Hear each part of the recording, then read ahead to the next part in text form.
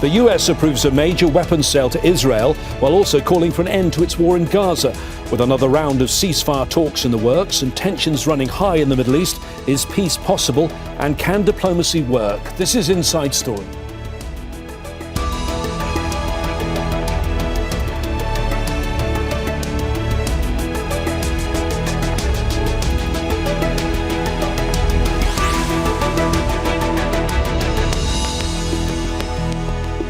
Hello there, I'm James Bays. Mediators are hoping to kickstart ceasefire negotiations between Israel and Hamas. The two sides have been mulling a US-backed proposal for more than 2 months. Indirect talks have not advanced substantively during that time and sticking points remain. Meanwhile, there's no let-up in Israeli attacks on Gaza, and fears of an all-out regional war involving Iran and its proxies have surged. The US Secretary of State, Antony Blinken, has postponed his trip to the Middle East, but he's approved a $20 billion arms sale to Israel. What does this all mean for finalising a ceasefire in Gaza? I'll discuss all of this with our guests in a moment. But first, this report from Victoria Gatenby. Each day, a new horror for the people of Gaza. The bombing of Al-Maghazi refugee camp is the latest. The attack came hours after the Biden administration approved the sale of weapons worth $20 billion to Israel, and while the US publicly calls for a ceasefire in Gaza. Renewed diplomatic efforts are intensifying. President Joe Biden says he hopes a deal may stop Iran from attacking Israel. We'll see what Iran does and we'll see what happens if there's any attack. But I'm not giving up. Are those two things tied together? Do you have the understanding that Iran could cease or stop doing an action if a ceasefire deal was possible? That's my expectation, but we'll see. The chances Israel's war on Gaza may escalate into a regional conflict have increased since the assassinations of a senior Hezbollah figure in Beirut and the political leader of Hamas in Tehran 2 weeks ago. Iran and the armed groups blame Israel for the killings, which many see as a major blow to negotiations on ending the war in Gaza, as its political leader Ismail Haniyeh had represented Hamas in discussions about a ceasefire deal that would include the release of Israeli captives. We've seen the reports of what they have said as it relates to their participation. Our partners in Qatar have assured us that they will work to have Hamas represented. Critics of Israeli Prime Minister Benjamin Netanyahu accuse him of stalling an agreement for political gain as he faces calls to step down. Israel has confirmed its negotiators will attend a new round of talks scheduled for Thursday, but US Secretary of State Antony Blinken has postponed his trip to the region. The United States can do something right now, not to appease Israel by providing it with more weapons. Here's more weapons, please stop using them. No, how about you just deny the sale, deny any future aid to Israel, and also enforce, not just call for a ceasefire, but enforce the ceasefire. In Gaza, Palestinians enduring relentless bombardment, repeated displacement, and growing hunger and disease can only wait to see if this latest attempt to broker peace becomes reality. Victoria Gatenby, Al Jazeera for Inside Story.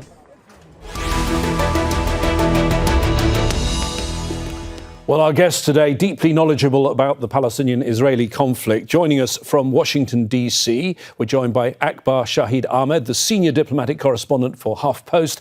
He's been covering the US policy on Gaza since the Obama administration. In Montreal, Mouin Rabbani is a non-resident fellow at the Center for Conflict and Humanitarian Studies. He's also served at the United Nations on the Middle East conflicts at a senior level. And in Tel Aviv, Alon Liel, a former Israeli diplomat who's previously served as Director General and spokesman for the Israeli Foreign Ministry. Thank you, all three of you, for joining us today. All have been on this programme, I know, before. Let me start with you, Alon. We have two things, or more than two things, but two important things in two different directions, potentially. The potential of something good with new ceasefire talks, and then the possibility of Iran responding militarily and the possibility of a regional war. People have told me they have a sense of fear and foreboding right now. How dangerous is this moment? First, it's about 2 weeks or 10 days now that we are on alert. looking at the sky all the time. If the missiles are coming, everybody here is ready for the Iranian or the Hezbollah or together response. And it so happened that it's all being focused now on tomorrow.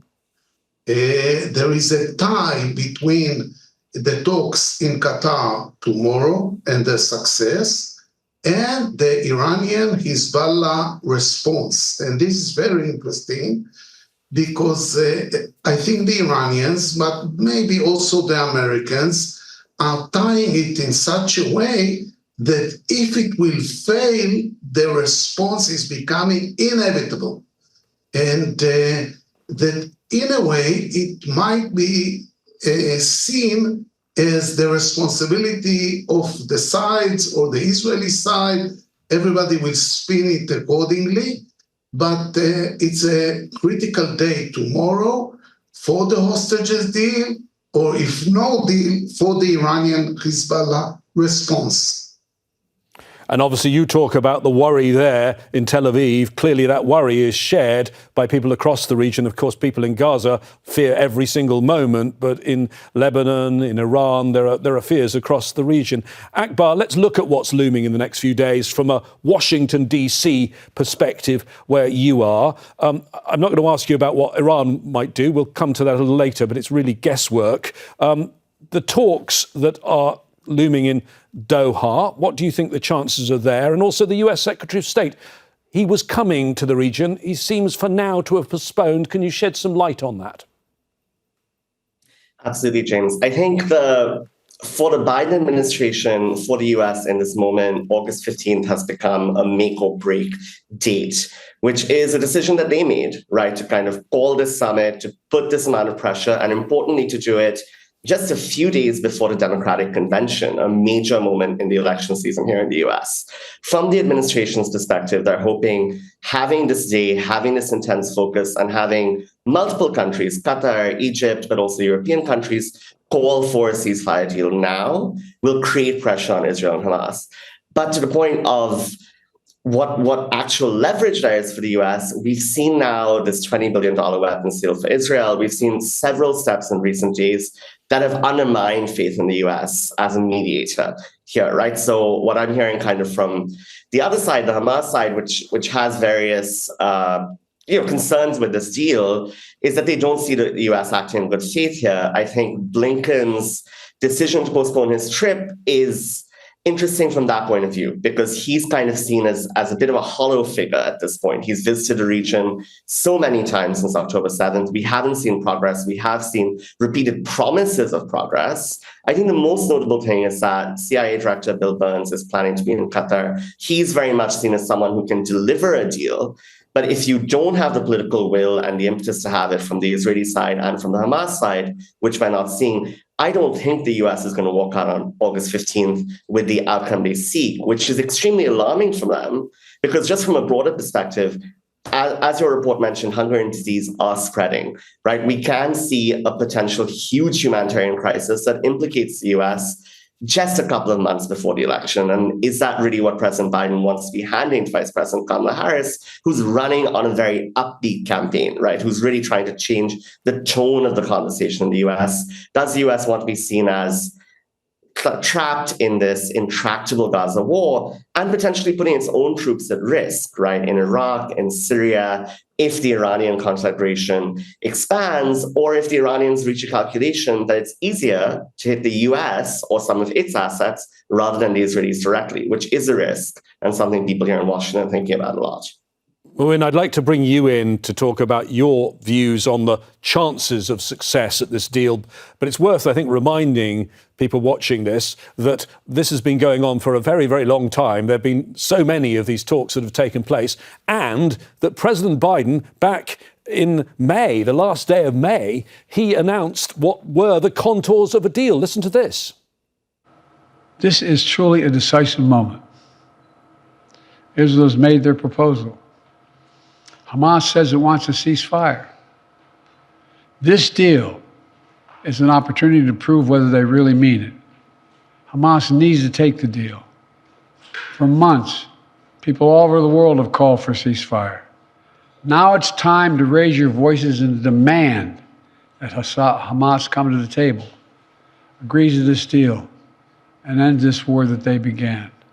Well, there you go. There was President Biden, and he gave details of this deal that was going to be 3 phases, 90 days long. First phase, a ceasefire, withdrawal from big populated areas, release of a number of Israeli captives, Mouin, in return for many Palestinian prisoners. And he said it was an Israeli deal. It wasn't, was it? It was a US deal, and actually Hamas accepted it, and Netanyahu didn't. Well, I think we have to look at these talks as essentially a US-Israeli charade, which is being conducted in order to achieve objectives that are essentially unrelated to the motives that are being presented. For many months, the US and Israel engaged in this process as a fig leaf to give Israel cover to continue its genocidal campaign in the Gaza Strip, somewhat akin to the Oslo process in the 1990s, which under the cover of diplomacy, first and foremost served as a fig leaf for Israel to continue its process of settlement expansion and the consolidation of Israeli rule in the occupied territories. So, Mouin, just to be clear, Mouin, when you say it's a charade, do you not believe that Israel at this moment, the US at this moment, want a ceasefire? Do you believe they want this to fail then? Is that what you're saying? Well, I was about to get to that point, because I think what's changed now is that Washington's objective with these talks is not just to keep them going for the sake of enabling Israel's genocidal assault in the Gaza Strip, but rather its objective now is to seek to prevent or at least minimize the prospect of an all-out regional conflagration resulting from Iranian, Lebanese, and potentially other retaliations against Israel for its recent attacks across the region. And I think the objective here is to have these talks. Would Washington like them to succeed? I'm sure there are those in Washington that would like them to succeed. But we also know that they're not going to succeed, as was just said, without US pressure on Israel. And there's absolutely no indication that pressure is coming. Now, if we view this through the perspective of seeking to prevent or minimize the reprisals against Israel for its recent assassinations, then I think we need to look at these talks, the deployment of additional US forces to the region, and the recent $20 billion US arms deal with Israel, not so much as contradictory developments, but as parts of the same policy. Alon, as we've said, this was a Biden proposal at the end of May. It was even endorsed by the UN Security Council in a resolution then in June. Hamas accepted it. Just bring us up to date, though, what Netanyahu's problems were with this. What are Netanyahu's new conditions? I think in the last few months, there was no change on the main objective of both sides. There are two main players. One is called Netanyahu, the other one is called Sinwar. Sinwar wants to end the war. Netanyahu doesn't want to end the war. He wants a free hand to continue to control Gaza and to attack Gaza when he feels it's needed. And this gap cannot be bridged by the United States because there is no minimal amount of trust between the sides, and both sides do not really trust the mediators as the side or a third party that can enforce the deal. So we are stuck on this issue. And we want the hostages back. Everybody here, including Netanyahu, I think Hamas is ready to give them back and get his prisoners back. But the issue of ending the war is the obstacle. OK. Akbar, on that, our other two guests are saying that Netanyahu is deliberately undermining this deal. What are you hearing there in Washington? Are there people in the State Department or the White House at some point who are prepared to say that Netanyahu is the obstacle to peace? I think blaming Netanyahu is doable for the US administration, right? You've seen pretty harsh words come out, leaks come out of President Biden even using curse words against Netanyahu. But I think that there's a real difference between a rhetorical assault on Netanyahu and kind of personalizing this issue and taking a broader holistic approach and saying, well, what are the conditions under which Israel can accept a withdrawal of troops from Gaza? And would any other Israeli prime minister be doing it? I think from the US perspective, personalizing it to Netanyahu is easy, but thinking about how do we reach a post-war scenario that's acceptable to both Israel and to some degree Hamas is really hard. And they've been avoiding that question for 10 months. So I don't think that, I think you could see them at some point come out and have more name-calling or abuse of Netanyahu. I don't think you're going to see the US administration pull support for Israel in a meaningful way that changes the broader Israeli political calculus. And then from the Hamas perspective, the US doesn't have a direct link there. I think Alon's point was very astute, that the mediators are not trusted very much, and the US doesn't have a direct channel to talk to Hamas. I think just the final point is also this looming shadow of the election. I'll keep going back to, I guess, where all of us obsessed with it over here, of course. There's a real sense at this point that Netanyahu may be waiting out the clock on President Biden, right? That he was extremely close to former President Trump, the Republican nominee, who may well win again in November and may well allow Netanyahu a free hand to do whatever he wants in Gaza, even beyond what he's done so far. So I think there's a real fear that yes, they can create pressure. Yes, they can schedule meetings. They can schedule weapons sales and kind of try to signal what a US position on Israel is. But maybe Israel just isn't listening at all because they're saying, well, someone else is coming in and we just don't care about President Biden and his legacy. And I think that's a really scary prospect for his team, which is to some degree in good faith really trying to end this and just for a face-saving reason, not even for humanitarian, moral, or even strategic reasons. Alon, maybe you could enlighten us a little bit on the internal Israeli dynamics of this, because I even see a row now between Netanyahu and Yoav Galant, the defense minister, two men that the International Criminal Court prosecutor wants charged with war crimes.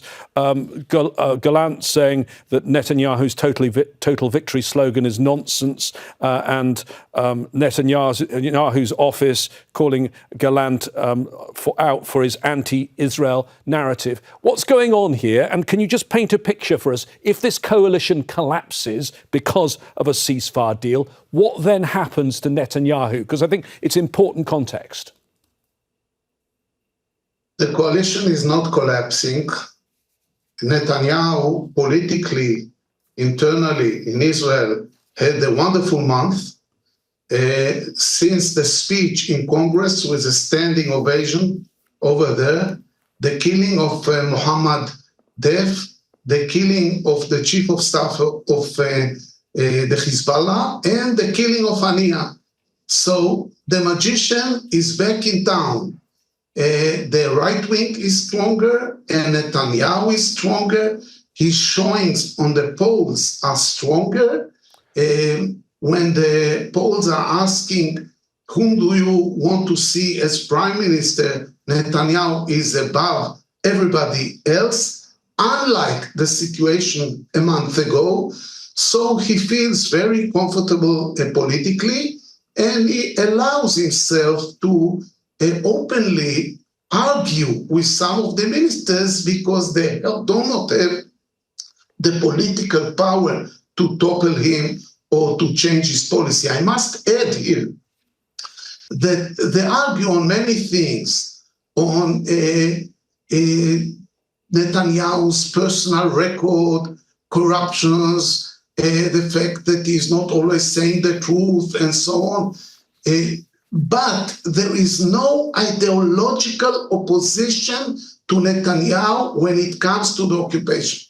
Okay, Alon, maybe can I just add the point that I was putting to Akbar a moment ago? What would it do to his public rating, the views of the Israeli public, if Biden was to actually say Netanyahu is the problem. That's why you are not getting a ceasefire. That's why the captives are not being released. In a way, Biden already said to Netanyahu, and it was leaked, stop bullshitting me. And he did nothing to Netanyahu. The Israeli public, part of it, wants a strong prime minister that can say no to Biden. However, the Israeli public is very grateful for the recent military aid of Biden, the ships that were sent, including a submarine, and it looks here as if the United States at least postponed the Iranian Hezbollah attack and even saved us. If this will change, and Biden will say, look, you fooled me around so many times, I called the ships back home, there will be an earthquake here. Okay, political. let's bring in Mouin on those US arms sales, because, I mean, looking at this at a time when the International Criminal Court has made its rulings, when we've got war crimes charges against top Israeli leaders, to be giving these arms is something that many people would condemn. But also, if you look at it just, and you work for the United Nations, you look at it as a bit of diplomacy with mediation, taking place.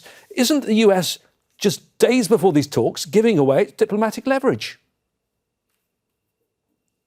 Well, why should we be looking at this as the United States shooting itself in the foot rather than the United States acting in its own interests and seeking to promote those interests? I mean, we had the absolutely bizarre spectacle a day or two ago of U.S. Secretary of State Antony Blinken lauding the Geneva Conventions on the commemoration of their 75th anniversary, reaffirming what he claims is U.S. commitment to those conventions, then merely going off and signing off on a $20 billion arms deal to a genocidal regime that was recently found by the International Court of Justice to basically have violated the most fundamental principles of the Geneva Convention. If you take the combination of these talks, which, as was just noted, are serving to postpone or minimize or perhaps even prevent altogether retaliation against Israel's assassinations, together with this arms deal, together with the deployment of a U.S. nuclear-powered submarine and other ships to the region, it's quite clear that these are consistent. And it's quite clear that the United States is looking at Israel, not only in terms of their bilateral relationship and what has been a history of unconditional U.S. support for Israel, but it is also looking at it in a broader geopolitical context, meaning that it wants to ensure that Israel holds its own against Iran, and that it is Iran that comes out drawing the short end of the straw in any potential conflict between the two. So, yes, judging by the recent 50 standing ovations in the U.S. Congress for Netanyahu and so on, you can make all kinds of legitimate comments about how far off the rails the U.S. political elite is. But at the same time, we also, I think, need to take very seriously the possibility that they know what they're doing and they're seeking to achieve what they want to achieve, rather than always looking at U.S. Policy as somehow contradicting U.S. priorities and contradicting U.S. interests. One last point. For any of this to change, it would require genuine U.S. leverage on the U.S. On Israel. And Alon Liel just made the point that Netanyahu's popularity and political position has been improving precisely because there are no U.S. consequences or repercussions for Israel in terms of its actions. Well, I don't foresee any scenario, including the failure of the talks this week, that would lead to a fundamental and meaningful shift in the U.S. position on this issue. Akbar, let me bring you in on Mouin's points there. The US may actually be doing what it wants to do and knows what it's doing. You keep bringing up the electoral part of this and that we've got less than 80 days till November the 5th. Do you think Kamala Harris would like to see a ceasefire or not? And what would it mean for the election if the US got dragged into some regional war in the coming weeks?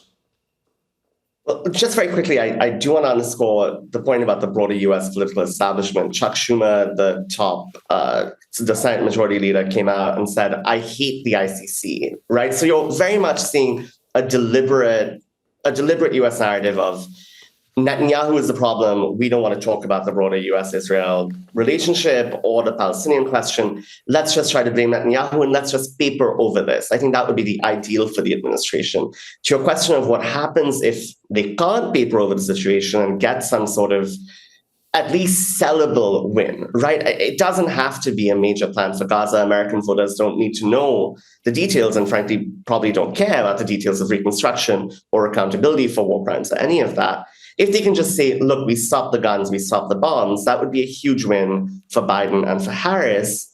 Conversely, if that doesn't happen, I think you're facing a really ugly few months. Donald Trump has made a huge noise about claiming, wrongly, that he didn't start any wars. He escalated the vast majority of US armed conflicts and he brought the US very close to multiple wars, including particularly with Iran. But that is a Republican talking point. And if Biden and Harris seem now implicated not just in the tragedy of Gaza since October 7th and retaliation, but also in a bigger war in Lebanon, or that does involve US troops and US casualties in Iraq and Syria, I don't see how they come back from that. I think that really refocuses. What Harris has been trying to do is differentiate Harris, the candidate on the campaign trail, from Washington, the White House, the State Department, and Harris as the vice president in this administration running this foreign policy. Should there be a war, that difference is just not possible, right? It closes right away. And I think given that Harris hasn't shown any meaningful difference from Biden in terms of policy, maybe rhetorically, but she hasn't shown anything on policy, then you get voters starting to blame her and saying, look, you've actually only worsened tensions. You haven't heard us saying we don't want to get caught in these wars anymore. And I think that's a really risky for Democrats. Akbar, thank you very much. Thank you to all our guests, Akbar Shahid Ahmed, Mouin Rabbani and Alon Liel. Al Jazeera has teams in Gaza and across the region, and you can find detailed analysis on aljazeera.com. We want to hear your views too. Go to our Facebook page, that's facebook.com/AJ Inside Story, or on X, tag or tweet us. We're at AJ Inside Story. From me, James Bays, and the team here, please stay safe and healthy. See you soon. Bye-bye.